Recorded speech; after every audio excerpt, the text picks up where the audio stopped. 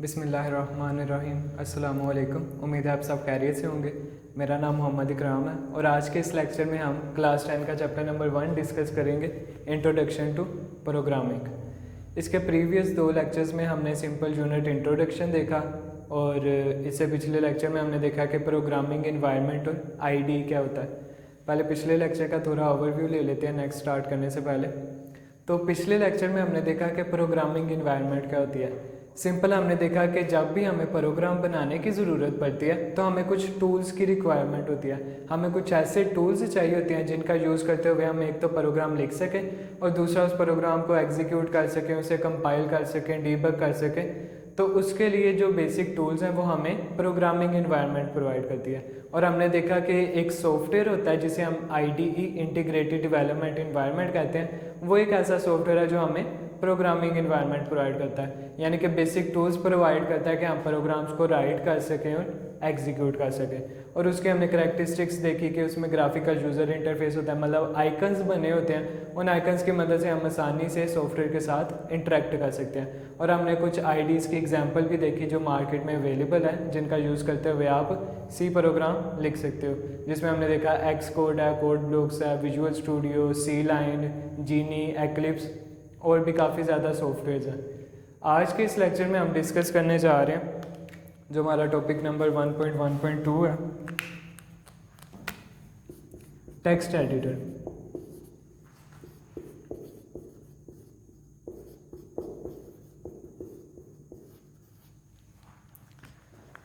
तो पिछले लेक्चर में भी हमने ये देखा था जो IDE टूल होता है उसमें टेक्स्ट एडिटर भी मौजूद होता है, उसके अंदर कंपाइलर भी मौजूद होता है और डीबगर भी मौजूद होता है। तो हम इन्हीं बेसिक टर्म्स को देखेंगे जो IDE हमें प्रोवाइड करता है। अब इसमें जो सबसे पहली चीज़ उसने बताई हुई है वो टेक्स्ट एडिटर है। इसके नाम से ही आपने समझना है, टेक्स्ट हम किसी भी रिटन चीज़ को कहते हैं। वो आपके पास अल्फ़ाबेट्स भी हो सकते हैं, नंबर्स भी हो सकते हैं, या फिर कोई भी ऐसी चीज़ जो रिटन फॉर्म में हो, सिंपली हम उसे क्या कहते हैं, टेक्स्ट कहते हैं। अब एडिटर से मुराद कि एक ऐसा सॉफ्टवेयर जो कि हमें क्या प्रोवाइड करे, ऐसी फैसिलिटीज़ प्रोवाइड करे कि हम उसमें टेक्स्ट को एडिट कर सकें। अब एडिट करने से मुराद हम उस पर राइट कर सकें, हमने कौन से वर्ड को कहाँ पे लिखना है और किस तरह से लिखना है, तो इस चीज़ को हम एडिटर कहते हैं। तो एक जो चीज़ हमने देखी कि टेक्स्ट एडिटर क्या होता है, एक सॉफ्टवेयर होता है जो कि हमें फैसिलिटी प्रोवाइड करता है कि हम प्रोग्राम्स को राइट कर सकें और उन्हें एग्जीक्यूट कर सकें। अब किसी भी IDE में जो मेन स्क्रीन होती है, टेक्स्ट एडिटर वो मेन स्क्रीन होती है जो हमें सामने किसी भी IDE पर नज़र आ रही होती है। हम कीबोर्ड पे कोई भी चीज़ टाइप करें तो वो हमें टेक्स्ट एडिटर के ऊपर सामने स्क्रीन के ऊपर नज़र आती है। तो मैं आपको एक स्क्रीनशॉट भी शो करवा दूंगा, उस पर आप देख लीजिएगा कि कौन सा हिस्सा टेक्स्ट एडिटर का मैं मार्क कर दूंगा। और एक आपको यहाँ पे स्क्रीन पे नज़र आ रहा होगा कंसोल स्क्रीन, ये ब्लैक कलर की ज़्यादातर स्क्रीन होती है। अब इस स्क्रीन पे क्या होता है, जो भी आप ऊपर प्रोग्राम लिखते हो उसका जो आउटपुट निकलेगा वो आपको इस कंसोल स्क्रीन के ऊपर नज़र आ रहा होता है। तो सिंपल टेक्स्ट एडिटर क्या होता है, एक सॉफ्टवेयर होता है जो हमें फैसिलिटी प्रोवाइड करता है कि हम प्रोग्राम को राइट कर सकें और उसे एग्जीक्यूट कर सकें। सेकंड पे जो इसके बाद चीज़ हमने डिस्कस करनी है, जो टॉपिक नंबर 1.1.3 है आपका, कंपाइलर। काफ़ी इंपॉर्टेंट क्वेश्चन है ये। अब कंपाइलर की बात की जाए तो कंपाइलर भी टेक्स्ट एडिटर की तरह क्या है, एक सॉफ्टवेयर है। अब ये क्या फैसिलिटी प्रोवाइड करता है, ये ट्रांसलेटर का काम करता है जो कि हाई लेवल लैंग्वेज को कन्वर्ट करता है लो लेवल लैंग्वेज में।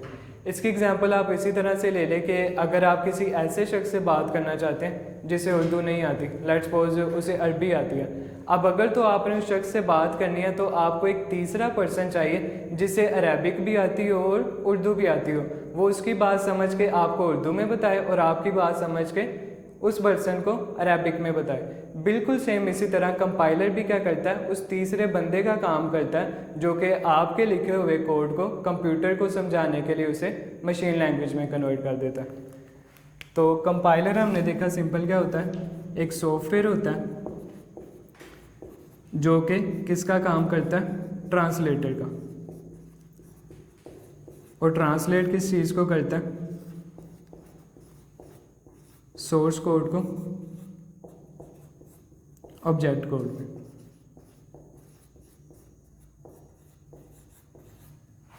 सोर्स कोड कोई भी ऐसा प्रोग्राम जो आपने हाई लेवल लैंग्वेज में लिखा हुआ है, मतलब आप सी लैंग्वेज में लिखेंगे, और ऑब्जेक्ट कोड मतलब मशीन लैंग्वेज।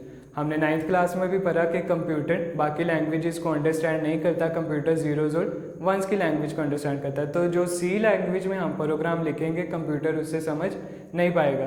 तो कंपाइलर क्या करता है, ट्रांसलेटर का काम करता है और आपके जो भी प्रोग्राम सी लैंग्वेज में लिखते हैं उसे ट्रांसलेट करके मशीन लैंग्वेज कोड में कन्वर्ट कर देता है। और इसी के साथ साथ ये आपको एक और फैसिलिटी प्रोवाइड करता है, ये आपके प्रोग्राम में से एरर्स भी फाइंड करता है।